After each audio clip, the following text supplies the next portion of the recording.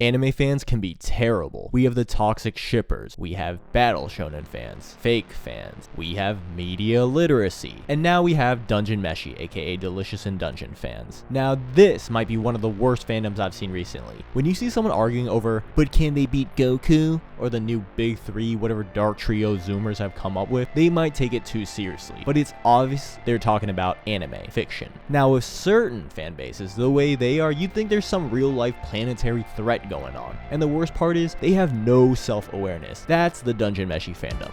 They'll complain over the dumbest things. Pretty standard for anime, but dungeonmeshi is next level. Literally, as I'm making this video, I'm seeing complaints about how a female character calls her brother Oni-chan. Must be the new problematic thing. I didn't get the memo.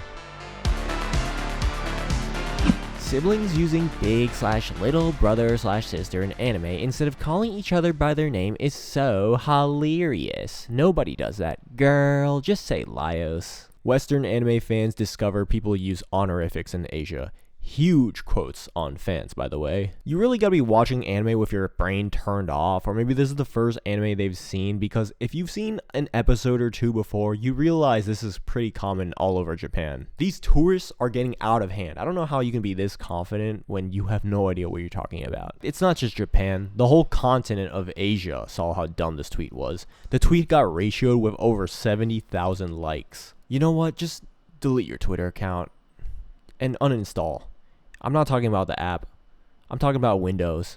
Uninstall Windows, Mac OS, and go give away your computer to someone who needs it more. Yeah, the internet, technology, is not for everyone.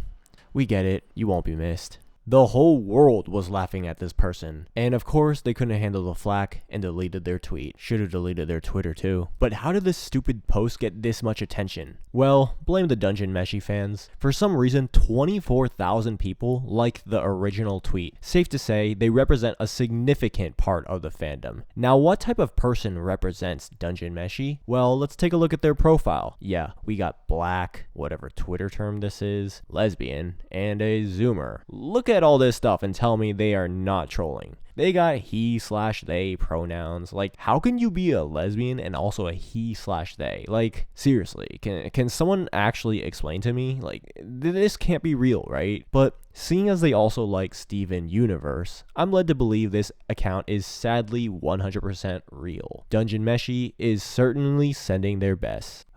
Anyways, that's just today. But I had a feeling this fanbase was going to be like this a long time ago. Controversy of Dungeonmeshi started before the anime even aired when Studio Trigger released a visual of the anime featuring the main female character Marcille. Pretty normal illustration, right? Just announcing the air date of the anime. What could possibly go wrong? Well, taking a look at this tweet, it seems to have gathered quite the activity with over 2 million views. It turns out this illustration attracted some controversy for, wait for it, fan service. That is not my girl daughter. Her ass does not pose for fan service. That is a lot of emojis. You seem quite mad. However, fans were quite okay, in fact happy, for Trigger to take their supposed over-sexualization of female characters and give it to male characters. The picture looks relatively tame, but the dungeonmeshi fandom, dunmeshi for short, was absolutely seething, eradicating any man who looks at her. I don't know if that's a safer word. This, what in the name of media literacy, is gonna be the reason I commit a crime or act. Before we move on to the numerous incidents of the dungeonmeshi fandom, we have to wonder, how did this even happen before the anime even aired?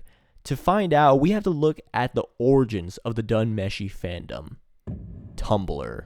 So I'm gonna make this part quick because I'm not really I don't even have a Tumblr account. Now, I'm not saying this to necessarily hate on the types of people these fans are, but I've noticed throughout the years as an anime fan that these people seem to be directly related to these types of incidents that we're going to be talking about later on throughout the video, so just keep that in mind. It's not hard to see why this series attracted this crowd of people. Taking a look at the manga, you can see that the character designs are admittedly very diverse. Laos, the main character, he's not like your normal, ordinary shonen protagonist, jacked out of their mind, veins popping, shredded, vascular. He just looks like a little bit muscular, a little bit fat, and that's that. Like, I'm not saying it's a battle shonen, you get the point. Speaking of fat, you got characters like Senshi, which are admittedly just, how can I say this? He's fat. Like, I don't think I can name a single male main character other than him, like, literally since Dragon Ball Z with Majin Buu. I literally cannot think of one. I can think of some female ones. Okay, there's like Masamune, but that guy lost weight. Anyways, it's not just like the male ones, the females. You got Marcial, and then you got what's his name? What's her name? The tank, like the straight up, like she's big. It's not just physical attributes. You have apparently, see, I'm saying allegedly because I'm basing this off of the headcanons and the shipping that I've been seeing from the fan base, which are, it's not just physical, it's also mental. They're all sorts of mental, how can I say this? What is this term for these mental impairments, mental illnesses, mental disabilities, like autisms, that's what they call them, autisms. Like the main guy for the English side, for Laos, the VA, literally has a shirt that says autism. So I'm going to assume that guy is actually autistic, and I'm going to assume at the very least the author writes in a way that appeals to these people.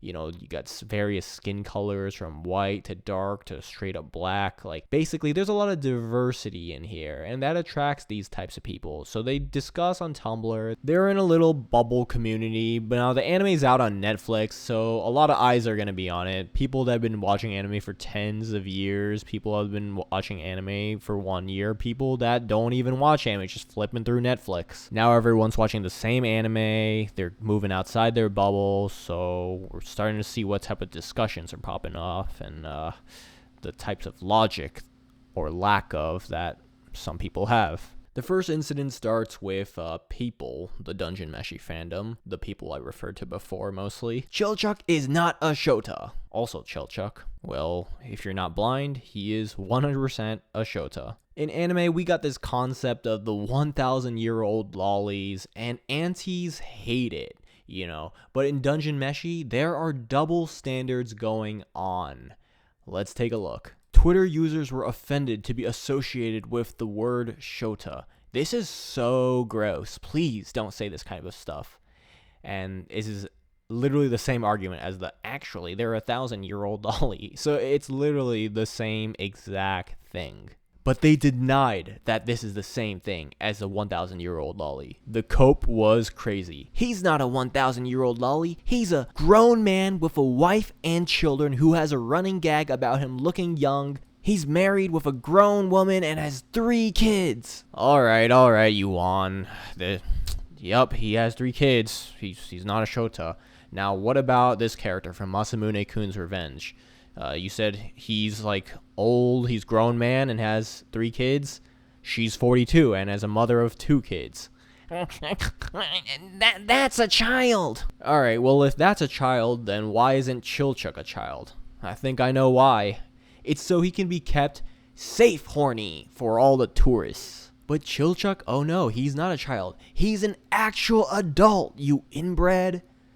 Yeah, this tweet got deleted, but you're just gonna have to believe me that that's what they said. These people, they're wrong, so they know they delete their tweets or they lock their accounts because they don't want to be checked with facts and logic. I mean, I don't have the original tweet, but you can tell by their bio, it literally checks out with the patterns I mentioned earlier. Oh, but maybe he's not an actual adult. He's a hobbit/halfling. And if you think he's a Shota, then you're clinically restarted. A lot of blocking, locking, deleting going on. Quite a toxic conversation. There's really no point in bringing up hobbits/halflings or whatever fictional species they're coming up with, because we have Kana the Dragon Lolly, and I'm pretty sure there's a whole anime based on fictional species, interspecies reviewers, which these aunties hate. The next incident, we have an artwork created by a user on Twitter with a meme, "My horny butt couldn't be a veterinarian." The dungeonmeshi fandom took it really serious.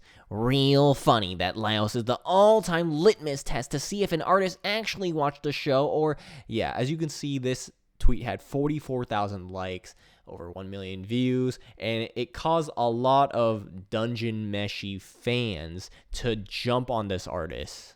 The true tragedy of Dungeon Meshi finally being popular is the main cast becoming the most mischaracterized characters in all of media. This is because, unlike other recent anime, they have layers and nuance. Yeah, layers and nuance. They're literally memeing themselves right now. And they haven't even watched Frieren and Apothecary Diaries, so they're talking about unlike other recent anime. How can you even, what other recent anime are you talking about when you haven't even watched the biggest recent anime, Frieren and Apothecary Diaries? Like, this is just a sure tale sign this person is a straight up tourist. Like, what other recent anime? You just made that up. And you got 9,000 likes for that. Not a good look on the average IQ of the Dungeon Meshi fandom. People literally went on to make this a copy pasta and memed it. I thought this one with Jujutsu Kaisen was especially funny. The Dungeon Meshi fandom went on to criticize the artist. This is a very distinct mischaracterization of Laios. Did you not watch the anime or something with 3.4 thousand likes? Complete and utter Zoomer gentrification. Like, oh my gosh, like, just straight up, like, look at this one. You randomly make a mischaracterization comic of an adult man thirsting over an underage girl. Like, what? Just chill out. It's just a meme.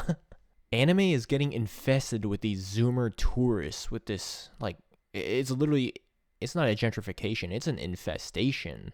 So the post went very viral, and of course, like a true Twitter artist, they had to plug their ugly Tumblr art commissions that probably no one's going to pay for them, and they're not going to get a job, and they're going to have to work at McDonald's, and they're probably not going to get a job at McDonald's. They're going to blame capitalism.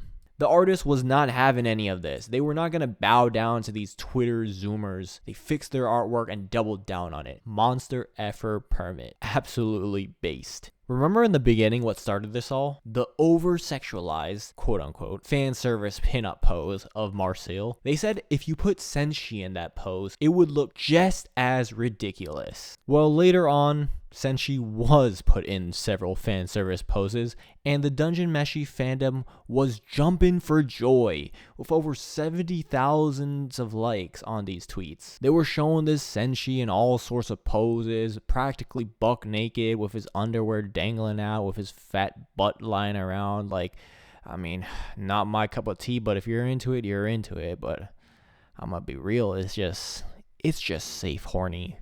Remember the supposed fan service of Marcel in that illustration?